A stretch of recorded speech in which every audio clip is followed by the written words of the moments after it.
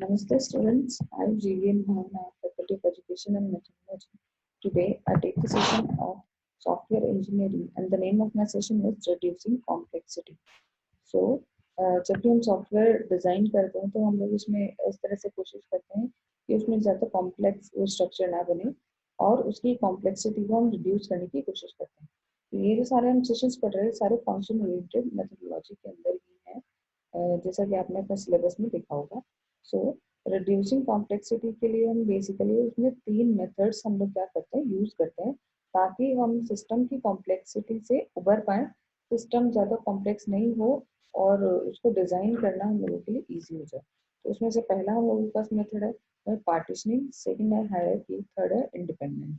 तो पार्टीशनिंग में हम लोगों ने क्या किया है, वो उसको डाटा को छोटे छोटे पार्ट्स में हम लोग क्या करते हैं डिवाइड कर देते हैं। कॉम्प्लेक्स टास्क को हम लोग क्या करते हैं अलग अलग छोटे छोटे पार्ट्स में डिवाइड कर देते हैं और फिर उन छोटे छोटे टास्क को हम लोग क्या करते हैं एग्जीक्यूट करते हैं। जैसे हम लोगों ने बड़े टास्क को छोटे टास्क में डिवाइड कर दिया या फिर बड़े प्रोजेक्ट को अलग अलग मॉड्यूल्स में डिवाइड कर देते हैं। तो पहला है हम लोगों का पार्टीशनिंग। पार्टीशनिंग में क्या होता है, हम लोग ये काम करते हैं। तो जैसा देखो, reducing the number of the factors that have to be dealt with simultaneously, और कोशिश करते हैं जिन भी चीज़ों से हम साथ के साथ डील कर पाए उनमें से कुछ फैक्टर्स को हम कम कर पाए।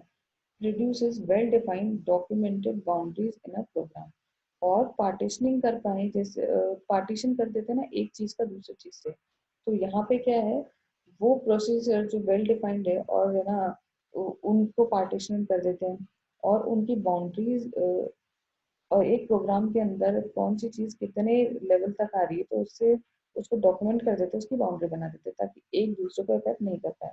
एंड और narrows the focus of attention, तो उस और narrows the focus of attention, ठीक है ना। तो उसमें क्या कर देते हैं हम लोग, उसका जो हमारा अटेंशन है तो उसको हम लोग क्या करते हैं एक बड़े पार्ट से लेके हम छोटे पार्ट में लेके आ जाते हैं, उसी काम पे हम फिर फोकस करते हैं। टर्म मॉड्यूलरिटी ऑफन यूज, इसके अंदर मॉड्यूलरिटी का टर्म भी हम लोग यूज करते हैं, मॉड्यूल्स वगैरह में डिवाइड करते हैं। No guarantee of good structures by simply splitting items, it may increase complexity if not applied properly. So लेकिन ये कोई हमें गारंटी नहीं देता कि हमारे पास अच्छा स्ट्रक्चर बनेगा, चीज़ों को स्प्लिट करने से हमारे पास अच्छा स्ट्रक्चर बन पाएगा, खास करके तब जब हम पार्टीशनिंग को अच्छे से प्रॉपरली अप्लाई नहीं करते हैं। सो ये था हम लोगों का पार्टीशनिंग, जिसके अंदर हम क्या करते हैं बाउंड्री डिजाइन कर देते हैं, एक चीज को दूसरे से स्प्लिट कर देते हैं और फोकस पर्टिकुलर एरिया पे ही रखते हैं। नाउ हम लोगों के पास हायरार्की, इसके अंदर हम लोग क्या करते हैं ये देखते हैं, हायरार्की बनाते हैं कि कौन सी चीज किस तरह से एक दूसरे से रिलेट होकर आगे बढ़ रही है ताकि सिस्टम की फंक्शनलिटी इंप्रूव हो पाए। सो directs our span of attention and allows for the level of detail। तो इसमें क्या है एक जगह से दूसरी जगह लेवल पे जब हम लोग जाते हैं तो उस लेवल की डिटेल्स क्या हम लोगों के लिए इजी हो जाती है, ठीक है ना। तो इसमें हम लोग बेसिकली किस पे अटेंशन देते हैं कि एक जगह से आने के बाद हम कौन से लेवल में आ गए हैं।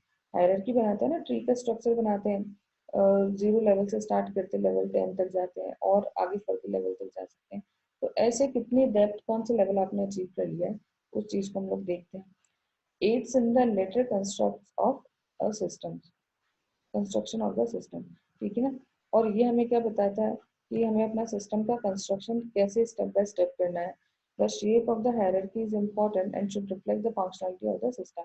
उस ऑल दो कि कौन से हायरार्की आप किस तरीके से मेंटेन कर रहे हो, कौन से शेप की हायरार्की आप ले रहे हो, वो भी इम्पोर्टेंट है क्योंकि वो क्या करेगी सिस्टम की फंक्शनलिटी को रिफ्लेक्ट करती है कि सिस्टम क्या फंक्शन दे रहा है, उस अकॉर्डिंग क्या है हायरार्की को हम लोग डील करते हैं। नेक्स्ट हम लोगों के पास इंटरडिपेंडेंसीज। सो यहाँ पे हम लोग क्या करते हैं जैसे एक टास्क कंप्लीट होने के लिए कौन से दूसरे फर्दर टास्क पर डिपेंड कर रही है, इस चीज़ का पता लगाना कि एक काम करने के लिए कौन सा काम हमें पहले करना पड़ेगा, इस काम को करने से दूसरा कौन सा काम हमारा इफेक्ट होगा, या यहाँ पे डिपेंडेंसी तो फिर भी होनी चाहिए, कौन सी जगह डिपेंडेंसी नहीं होनी चाहिए, यहाँ पे डिपेंडेंसी कम होनी चाहिए या ज़्यादा होनी चाहिए। तो इस चीज़ को हम लोगों ने क्या बोला डिपेंडेंसी बोला, ठीक है। So most common idea behind a lot of structure design is high module dependence। तो हम लोग यहाँ पे पता लगाते हैं कि high module interdependence कितनी है हम लोगों के पास में। तो objective is not simplifying partitioning a program into a hierarchy, but determine the structure that each module is an independent of other modules as possible. तो सिर्फ पार्टीशनिंग करना और हायरार्की पता लगाना ही काफी नहीं है, लेकिन इसके साथ में ये भी पता करना पड़ता है कि किस स्ट्रक्चर के अंदर कौन कितने मॉड्यूल्स है, जैसे अलग अलग मॉड्यूल्स में हमने डिवाइड किया, तो कौन सा मॉड्यूल इज दूसरे मॉड्यूल के इंडिपेंडेंट है और कौन सा नहीं है. ठीक है. सो each module is an independent of other modules as possible. Second, next हम लोगों के पास achieved by minimizing the relationship between the different modules. तो ये चीज हम कैसे पता लगा पाते हैं, तो हम ये हम मॉड्यूल्स के बीच में डिपेंडेंसी क्या है क्या नहीं है, तो हम कैसे अचीव कर पाएंगे.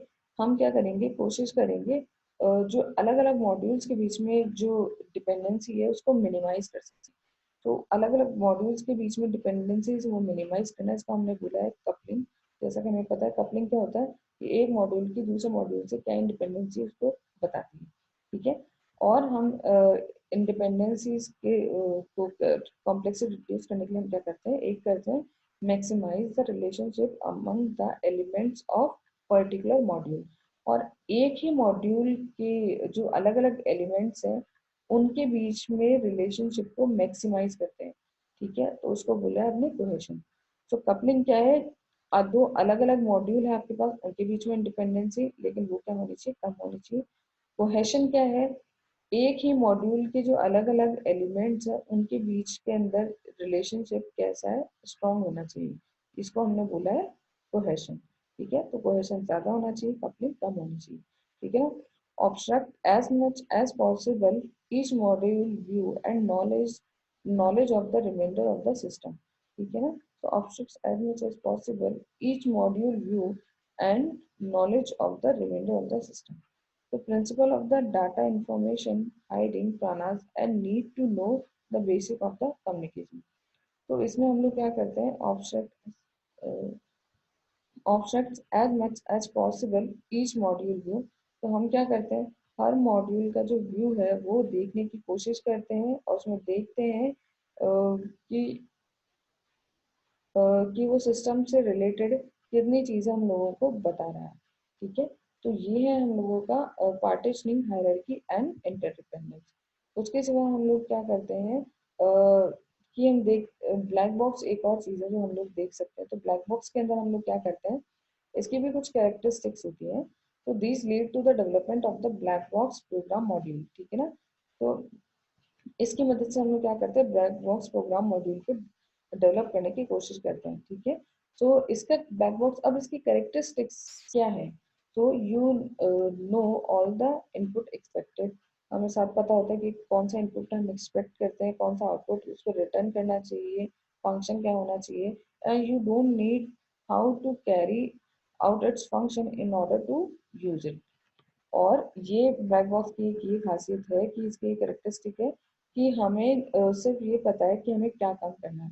ठीक है. हमें ये जानने की जरूरत नहीं है कि वो काम कैसे हो रहा है. तो you don't need to know how it carries out it function. वो अपने फंक्शन किस तरह परफॉर्म कर रहा है ये हमें पता करने की जरूरत नहीं है, खास करके तब जब हम उस चीज को यूज करना चाहें.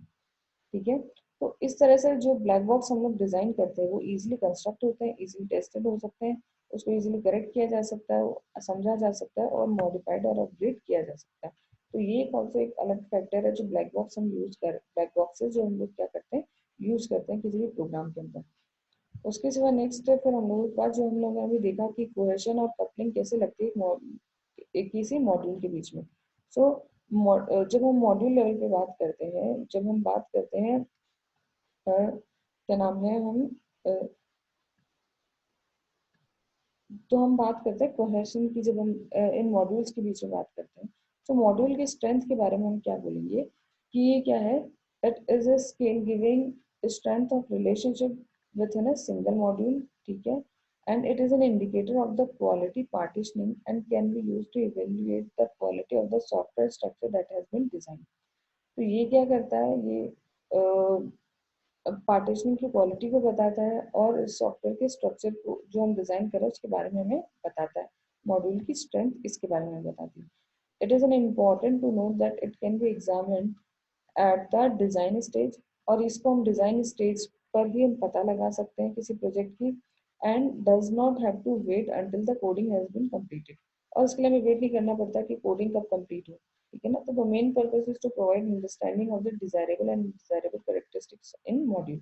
तो मॉड्यूल के अंदर कौन से कैरेक्टरिस्टिक्स है जो हम लोगों को जिसको हम लोगों को नीड है, किसकी कैरेक्टरिस्टिक नीड नहीं है।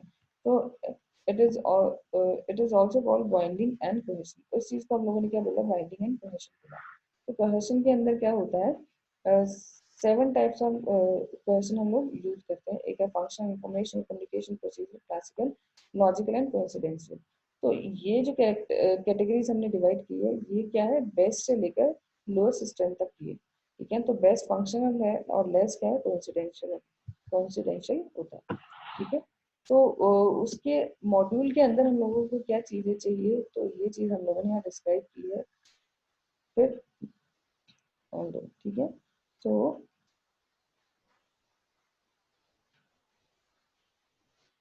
तो ये जो मेजर जो हम लोगों ने बताए हैं, ये क्या किसी साइंटिस्ट ने डेवलप किए हैं। जो किस पे बेस्ड है, it is based on studying the module in each category and there relative effects on each module, reusability, error proneness and independency and program maintainability and extensibility, ठीक है।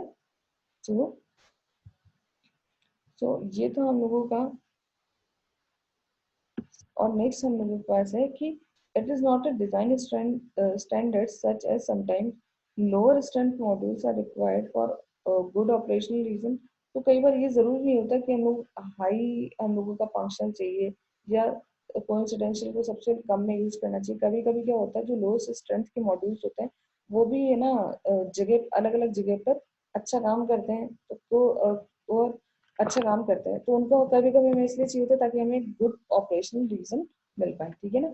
इन any design the aim would be to maximize the strength, ठीक है। तो हम लोगों का design करते time हमारा क्या एम होना चाहिए, स्ट्रेंथ मैक्सिमाइज हो and realize the trade off when this can not be done. और अगर जब हमें पता चल पाए कि ये कब नहीं हो सकता है, ठीक है, तो हम क्या करते हैं, हमें क्या चाहिए होता है, हमें इसकी स्ट्रेंथ को मैक्सिमाइज करना है। इसके लिए हम लोग क्या करते हैं, जो बेस्ट क्वालिटी का है वो हम लोग लेते हैं, जो कि है हम लोगों के पास फंक्शनल कोहेशन, ठीक है।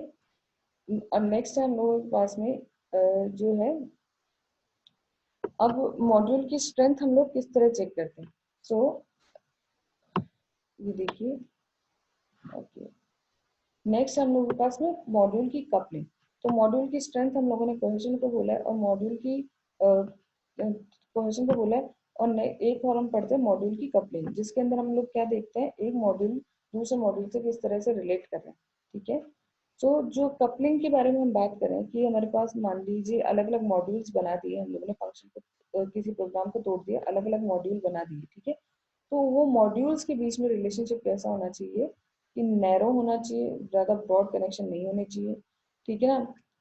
ये डायरेक्ट होना चाहिए, इनडायरेक्ट नहीं होना चाहिए, ठीक है। ये लोकली होना चाहिए, ज़्यादा दूर तक नहीं जाना चाहिए, ठीक है ना। और ये फ्लेक्सिबल होना चाहिए और ये ऑब्वियस होना चाहिए, ठीक है ना।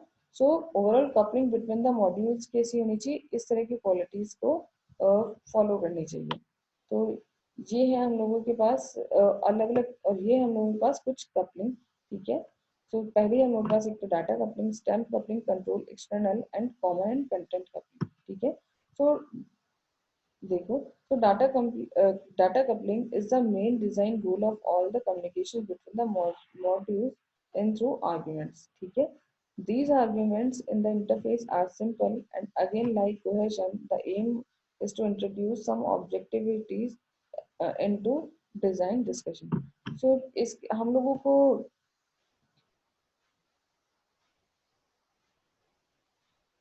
तो हम लोगों के पास जो मेन डिजाइन गोल क्या होना चाहिए, goal and all communication between the modules is through arguments. तो ये सारे के सारे मॉड्यूल्स के बीच में जो बात हो रही चाहिए किसके थ्रू होती है, आर्गुमेंट्स के थ्रू होती है। आर्गुमेंट्स क्या है,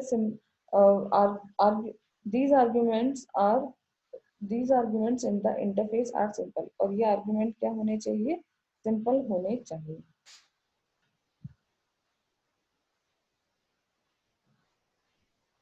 तो नेक्स्ट हम लोगों के पास ये अब ये हम लोगों के पास है कौन से तरीके की जो कपलिंग्स है हम लोग यूज कर रहे हैं। तो ये तो कपलिंग और कोहेशन के बारे में डीप में बातें हैं, लेकिन उनके बीच में इंटरडिपेंडेंसीज को डिफाइन करने के लिए हम कोहेशन और कपलिंग के बारे में क्या बोल सकते हैं, ये हम लोगों ने पहले डिस्कस कर लिया है कि जो इंटरडिपेंडेंसीज के लिए हम लोग को क्या चाहिए कि कोहेशन कैसा होना चाहिए, कपलिंग कैसी होनी चाहिए। तो ये हम लोगों के बेसिकली 3 मेथड्स है, और उसके साथ में हम साथ ही साथ ब्लैक बॉक्सेस को भी यूज कर सकते हैं। तो उसके अंदर क्या होता है, उसके अंदर यूजर क्या यूज कर रहा है, उसके अंदर की फंक्शनलिटी यूजर से हाइड होती है। ठीक है, तो ये हम लोगों के पास कुछ बेहतर बेसिक मेथड्स है कि कॉम्प्लेक्सिटी को आप किस तरह से रिड्यूस कर सकते हैं अपने प्रोग्राम के अंदर या अपने सॉफ्टवेयर प्रोजेक्ट के अंदर। So thank you. That's all for today's session. This session is powered by Digital Version 2.0 Jyoti Vidyapith University. I hope you like my session, and if you have any query, then please mention in comment